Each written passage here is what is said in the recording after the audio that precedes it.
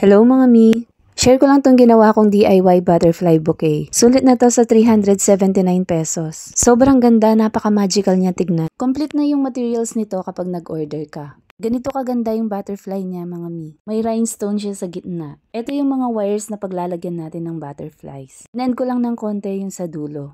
Tapos nilagyan ko lang ng hot melt glue at nilagay ko na yung butterfly. Yan, ganyan lang mga mi. Napakaganda ng butterfly kasi doble siya. Mas maganda to kaysa dun sa mga paper na butterflies.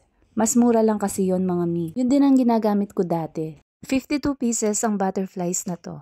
Yung transparent na plastic, finold ko lang ng ganito. Tapos ginupit ko. 52 pieces na ganitong size ang gagawin. Finold ko muna ng ganito mga mi. Gugupit ako ng maliit na butas sa gitna. Pagkatapos nilagay ko na yung butterfly. I-fold mo muna ng pa-triangle ng ganito. Tapos, papasok naman sa gitna yung magkabilang gilid. Tapos, nilagyan ko lang ng tape mga mi. Natapos ko na lagyan lahat, sunod i-arrange ko na. Ganito ko in-arrange mga mi. Isa sa gitna tapos 6 na nakapalibot. Tapos, nilagyan ko muna ng tape mga mi. Tapos, pinaikutan ko ulit ng butterflies. Nilagyan ko rin ng tape muna bago ako nagpaikot ulit ng mga butterflies. Mas madali kasi to mga mi kesa sa isa-isa mong ilagay sa styrofoam or sa floral foam. Medyo malambot kasi yung wires, kaya mahirap siyang ilagay sa styrofoam. Kapag sa floral foam mo naman nilagay, dudulas lang yan mga mi. Madali siyang mabunot, baka hindi ka pa tapos sa wrapping, sira na yung arrangement mo. Mas okay yung ganito mga mi. 3x3 inches ang ginamit kong styro dito. Ganyan lang kakonti yung ginamit ko mga mi, nilagyan ko lang ng hot melt glue para dumikit sa karton. Tapos nilagyan ko ulit ng glue sa gitna para mas matibay mga mi. Sunod wrapping na tayo. 6 yung tissue wrapper na kasama pero 4 lang yung nagamit ko. Tinupi ko lang siya ng ganyan mga mi. 4 yung ginawa ko. Tapos hot melt glue ang pinangdikit ko mga mi. Hindi kasi kakapit yung tape sa tissue wrapper. Nilagyan ko rin yung magkabilang gilid sa taas. Medyo napalaki yung arrangement na ginawa ko sa butterflies. Kaya medyo nag-worry ako kung kakasya ba yung mga wrappers. Simple lang yung wrapping nito mga mi.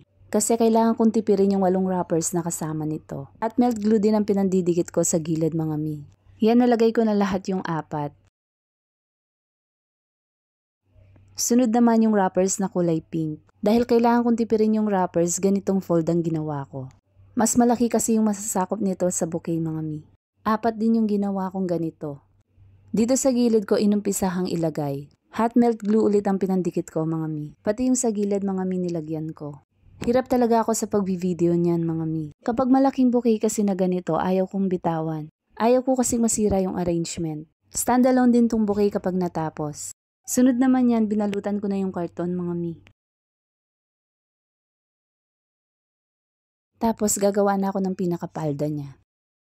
Ilalagay ko pala sa comment yung link kung saan nabibili to mga mi.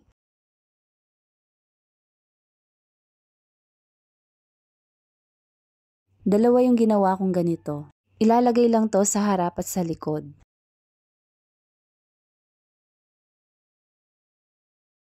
Sunod yung isang buong wrapper, hahatiin naman sa 4.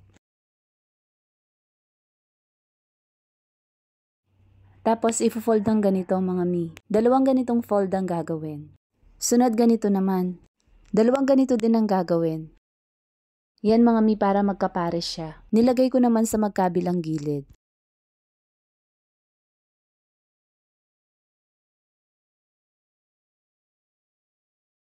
Ganon din ang gagawin sa kabila. Diba na pagkasya ko yung 8 wrappers na kulay pink, giant bouquet pa yung nagawa ko. Usually kasi kapag gumagawa ko ng giant bouquet, 10 to 15 wrappers ang nagagamit ko. Tapos nilagyan ko na ng fairy lights. Man mahirap ang paglalagay ng fairy lights mga mi. 2 meters ang kasama nitong fairy lights. Sa halagang 379, sulit na talaga to mga mi. Kaya mo nang makagawa ng giant butterfly bouquet. Yun nga lang, ikaw lang mismo ang gagawa. Thank you for watching. See you next video.